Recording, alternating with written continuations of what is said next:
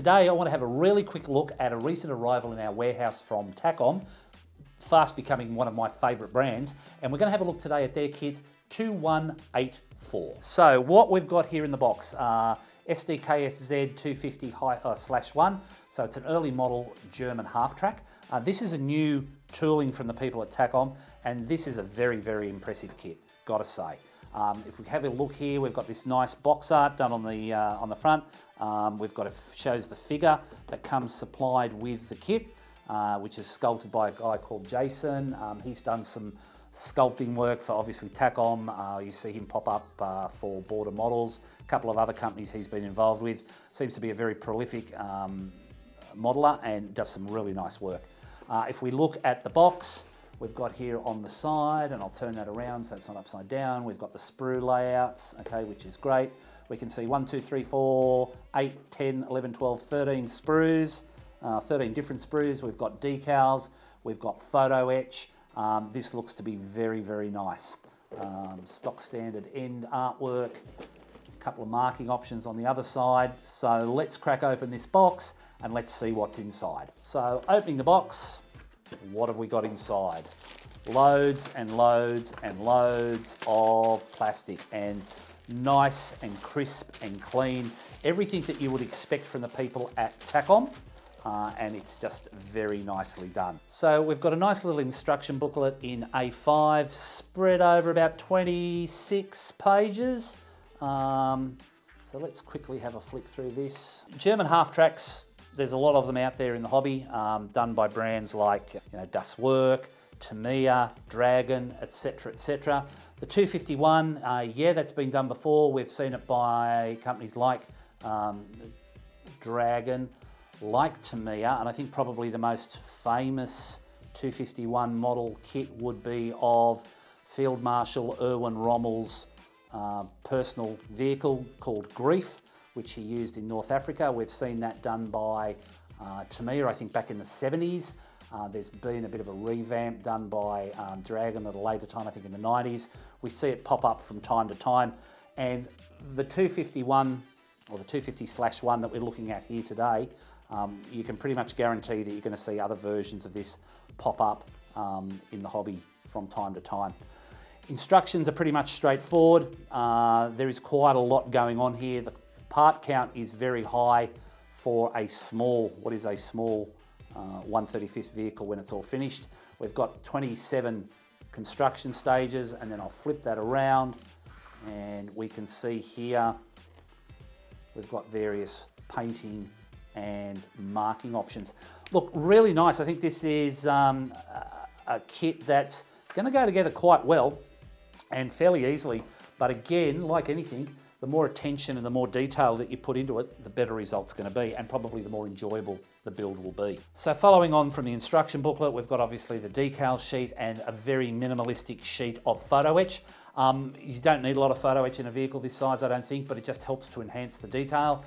The decals are very nicely done. The colours all appear right. There doesn't appear to be much in the way of excess carrier film, just nicely done. We've got a couple of marking options.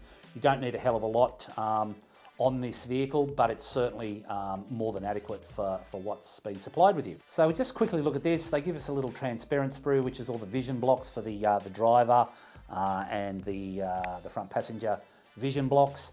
Really nicely done, simple. It's that attention to detail that just really does make these Takom kits just so very desirable to build, or possibly in my case to just collect and gather dust in the garage. So I guess the first part we'll have a look at is the hull tub or chassis tub, whatever you'd like to call it. You can see there where the road wheels go on.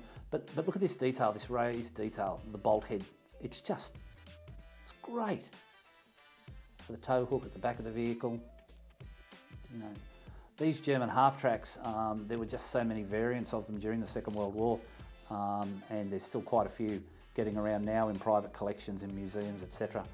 Just such a prolific vehicle during the Second World War.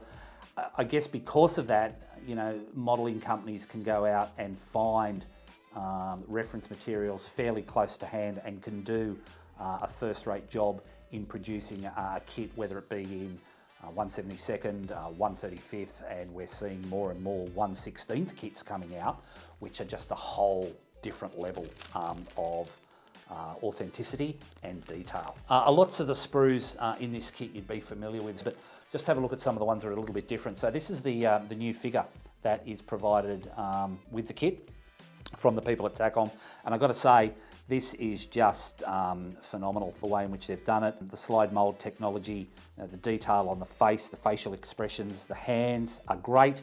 The mere fact that the hat is molded separately, which we've seen that being done for quite a time now, but it allows enhanced detail. If we look at the torso, it's been split laterally, so there's lots and lots of uniform detail on there that with careful painting or possibly even by the application of decals, you'll be able to get badges of rank, field decorations, collar tabs, etc., etc. You'll be able to do that and have a really standout figure for this model kit. Other couple of sprues that I'd like to point out to you are the H and the J sprues. Now, what we've got here, and this is for the Tarpolin cover to go over the open crew compartment, but we can see there how when they've moulded it, they've moulded in what would be the carrier ribs that would go across the fighting compartment and allow the tarpaulin to be held up. That is just beautiful. So with careful painting and with dry brushing, that is going to pop. Then what we've got here are things like tents, blankets, ancillary stowage items that would be built and then mounted on the fenders of the half track. Really nicely done, very impressive.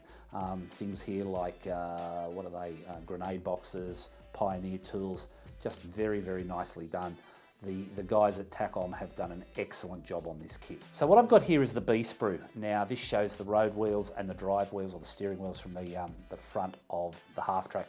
Now if you've been a modeler for a while, you'd probably remember in the early 2000s, I think it was Dragon came out with it, and what they did was they got the wheels on their armoured fighting vehicles and they split them laterally. So you would have, instead of a wheel that would just be two pieces, all of a sudden a tyre had 6 or 7 pieces in it, and it allowed the level of detail for the tyre tread to be so much more refined. People literally lost their mind over what was being done. Now we've seen that continue on with the people at Dragon, we've seen Mini Art do it, and now we see the guys at Takom doing likewise to enhance the detail on the steering wheels at the front of this vehicle. They have chosen to split the tyres laterally. Smart move, does boost up the part count for you and makes a little bit more work in regards to removing parts and cleaning up. But if you're after that enhanced detail that everybody seems to be so anxious to get nowadays, it's probably the only way to do it, unless of course you go down the aftermarket path and you look for either resin or possibly 3D printed wheels. Now that would be okay, but when you see this kit in stores, for what's in the box, for what sort of kit it will allow you to build, the pricing on this is pretty damn hot. So I would recommend this kit to you in a heartbeat. Go into a store, look at it online, check it out. It's well worth the effort. Okay, so thanks very much for your time, for watching the video. If you like what we're doing, please hit that subscribe button down below. Please, if you've got any comments, any suggestions, put them down below in the comment section and we'll reply to those as quickly as we can. Now, until next time we get to have a catch up, I'm Andrew from Hobbies Australia. Stay safe, take care, and like I always say, let's get out there and build more kits. Bye folks.